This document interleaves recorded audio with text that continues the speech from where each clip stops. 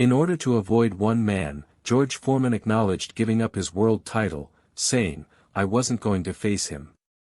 George Foreman was arguably the most formidable heavyweight of all time, but once admitted to avoiding one fighter in particular. After taking a 10-year hiatus between 1977 and 1987, Foreman made a sensational comeback after he encountered a number of financial difficulties which left him with no other option but to lace the gloves up once more. Then in his 40s, Big George set his sights on recapturing the World Heavyweight Championship, and after 2 failed attempts against Evander Holyfield and Tommy Morrison, he made it third time lucky against Michael Moorer in 1994, who he defeated via 10th round stoppage to win the WBA and IBF heavyweight titles. Speaking at the Oxford Union, Foreman admitted that he avoided a showdown with the hard-hitting Tony Tucker, who Big George claims was just too tough. "They tried to force me to fight Tony Tucker after I'd beaten Michael Moorer, and I remember looking at Tony Tucker and saying, 'Mama didn't raise no fools. I'm not fighting him. And they took the titles.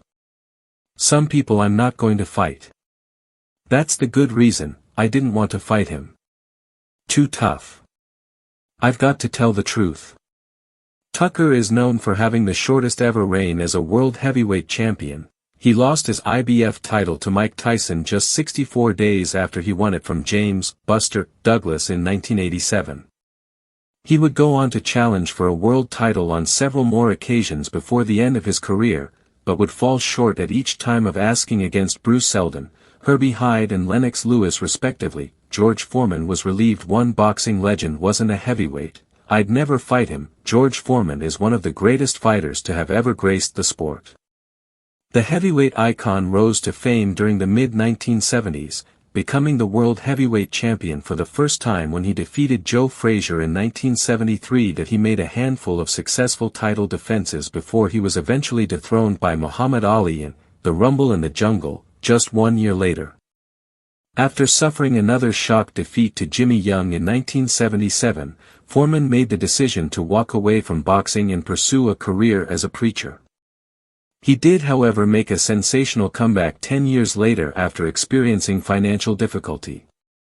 He challenged unsuccessfully for the world title on 2 occasions against Evander Holyfield and Tommy Morrison respectively, but was successful at the 3rd attempt when he faced Michael Moorer in November 1994. Big George knocked Moorer out in the 10th round of their showdown, which was contested for the WBA and IBF heavyweight titles, becoming the oldest heavyweight champion in boxing history at 46 years and 169 days old.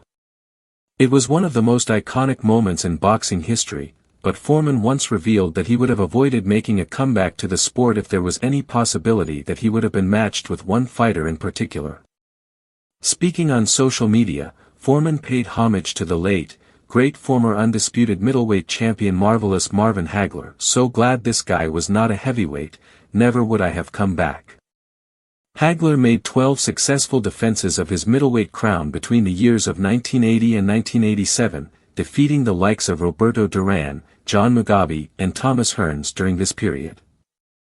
It wasn't until April 1987 when he was dethroned by fellow all-time great Sugar Ray Leonard in what would go on to be the final fight of his glittering career.